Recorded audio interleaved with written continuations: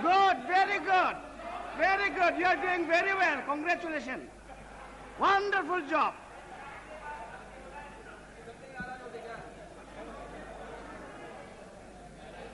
अध्यक्ष महोदय,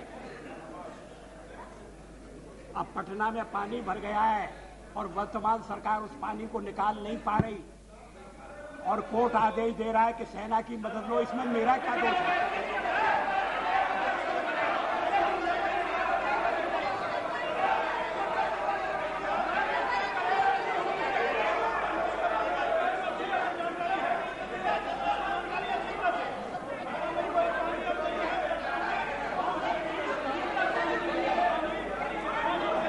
अध्यक्ष महोदय,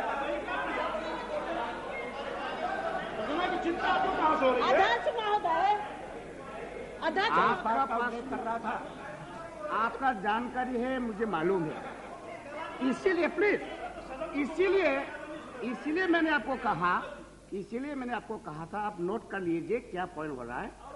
आप जब जवाब देंगे ना, तब आप जवाब दीजिए। आपका जानकारी जितना आपका पास है वो आप बोल दीजिए हाउस में।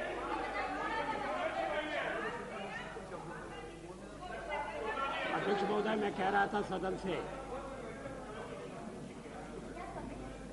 कि एग्जीक्यूटिव अगर अपने कर्तव्य का पालन नहीं करेगी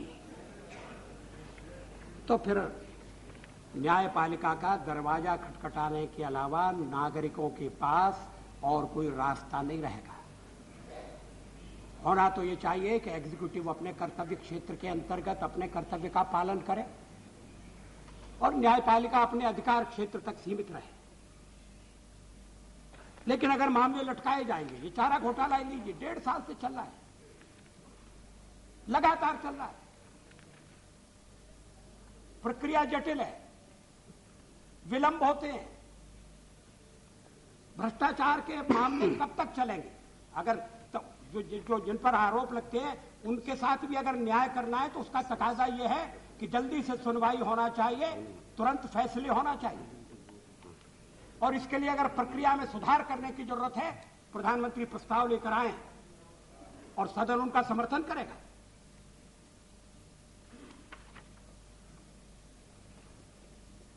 ये जो घोटाला था जिसमें पहले 2 साल पहले लोग घोटाले में लपेटे गए थे, अब उसका जैसा मैंने अभी उल्लेख किया कि श्री यशवंत सिन्हा के बारे में आज फैसला आ जाया है, श्री मोतीलाल वोरा और श्री शिवशंकर जी, अजीत पांजा, उनको मुक्त कल मुक्त किया गया। ये 2 साल से चल रहा है। चुनाव नहीं लड़ सके, चुनाव खुद लड़ने के बजाय अपनी बीबी को लड़ाया और फिर बाद में वो सीट भी चली गई। वो एक अलग कहानी है, मैं उसमें जाना नहीं चाहता। लेकिन कितने लंबे मामले चलेंगे? दल के स्तर पर तय हो, संयुक्त मोर्चा कोई फैसला नहीं कर सकता। 356 का उपयोग करना है कि नहीं करना? मैंने आपका कॉमन मिनिमम प्रोग्राम देखा, आजकल उसका उल्लेख कम होने लगा है। उस कॉमन मिनिमम प्रोग्राम में ये नहीं लिखा हुआ है कि आर्टिकल 356 विल बी अबॉलिश्ड। ये नहीं लिखा है आपने। जो लिखा है उस पर ईमानदारी से विचार करिए। मैं उद्धृत करना चाहता हूं। On the second track, the United Front government will immediately appoint a high-level committee to review and update the recommendations of the Sarkaria Commission. ये ठीक है. The committee will be requested to also to go into the vital question of devolution of financial powers from the central government to the state governments. ये भी बहुत अच्छी बात है. और आर्टिकल 356 के बारे में जो कहा है वो इस प्रकार है. Scope of article 356 of the constitution has been interpreted and circumscribed by recent decisions of the Supreme Court. Article 356 will be amended to reflect these decisions and to prevent the misuse of that article. Misuse को रोकने की बात कही गई है. तो क्या अगर बिहार में उसका उपयोग किया जाता या किया जाए तो क्या वो दुरुपयोग होता? आखिर जब कोई रास्ता न हो, बिहार और महाराष्ट्र की तुलना मत करिए।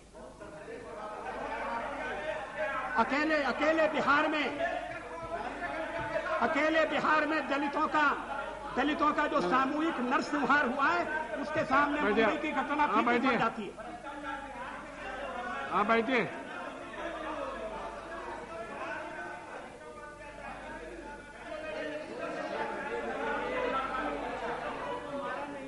अध्यक्ष महोदय, बिहार में प्राइवेट सेनाएं बनी हुई है और लोगों का कत्लेआम हो रहा है। अब उत्तर प्रदेश में आ गया, अभी महाराष्ट्र में थे, अब उत्तर प्रदेश में क्या हो रहा है? उत्तर हिंदुस्तान की सबसे भ्रष्ट सरकार को आप समर्थन कर रहे हैं। सुनिए, आपको मैंने आपको जो कुछ कहना है आप नोट करिए। आपके बारी जब आएगी आप उसका रिप्लाई के रूप से आप बताइए। ऐसा इंटरप्ट करने से डिबेट चलेगा नहीं। Please cooperate, let us here. जो भी होगा, अबे अध्यक्ष ऐसा नहीं होना। सभापति जी, अंतर होकर के बोला विषयांतर का भी चलेगा ही। तो यहाँ हम लोग बैठे हैं ना, यहाँ तो हम लोग बैठे हैं। विषयांतर का भी क्या हम लोग इसका, तो मैं आगे भाषण नहीं करूंगा। अतुल जी नहीं, मैं नहीं बोलूँ। सभापति जी, मेरा एक निवेदन है। ये तरीका नहीं है। नहीं, 40 मिनट हो गया। हमारे जैसे बहुत से लोग चाहते हैं कि अटल जी अपना भाषण पूरा करें, और 40 मिनट में इस तरह टोका टोकी हुई। मैं सम्मानीय सदस्यों से कहूंगा, कोई ऐसी बात नहीं कह सकते वो जिसका वो जवाब नहीं दे सकते। अगर इस तरह चलता रहेगा तो इस विवाद का कोई अर्थ ही नहीं रह जाएगा। मेरा निवेदन है कि अटल जी के भाषण में जो बार बार हस्तक्षेप हो रहा है, मेरी निवेदन अगर स्वीकार करें तो सदस्यों को शांति से सुनना चाहिए और उनको आप समय दीजिए, जो जवाब देना चाहे वो जवाब दें। लेकिन 40 मिनट में अटल जी मुश्किल से 10-5 मिनट बोल सके होंगे, ये अच्छी बात नहीं। तो इसलिए मैं अपील करूंगा सब आदरणीय मेंबरों से कि आपको अगर कोई ऐसी बात हो तो आपके बाहरी आने में आप कुछ रिप्लाई दे सकते हैं। ऐसे टोका टोकी बिल्कुल बर्दाश्त नहीं करूंगा मैं। अब सभापति महोदय, मैं आर्टिकल 356 की चर्चा कर रहा हूं, उसमें मैं कोई आरोप नहीं लगा रहा। ये मैं मांग जरूर कर रहा हूं कि जब सब रास्ते बंद हो गए और कोई रास्ता खुला नहीं है, तो फिर इस परिस्थिति का तकाजा ये होगा कि आर्टिकल 356 का उपयोग किया जाए। फिर प्लीज, यूनाइटेड फ्रंट ने भी आर्टिकल 356 को खत्म करने की बात नहीं कही है। ठीक है, इंटर स्टेट काउंसिल बनी है, वो विचार कर रही है और उसका दुरुपयोग रोका जाए, इसका प्रबंध करना जरूरी है। लेकिन अब जैसे बिहार की स्थिति हो गई, वहां लोकतांत्रिक संस्थाएं चल नहीं रही है, अदालत के सिवा कोई रास्ता नहीं है। एक रास्ता था जिसका अवलंबन नहीं किया गया, नहीं किया जा रहा, और ये सुझाव उस दिन स्वतंत्रता की 50वीं वर्षगांठ के संबंध में आयोजित बैठक में श्री सी सुब्रमण्यम ने रखा था। उन्होंने कहा कि बिहार में राज्यपाल महोदय ने मुख्यमंत्री के विरुद्ध लगाई जाने वाली चार्जशीट को देखा है।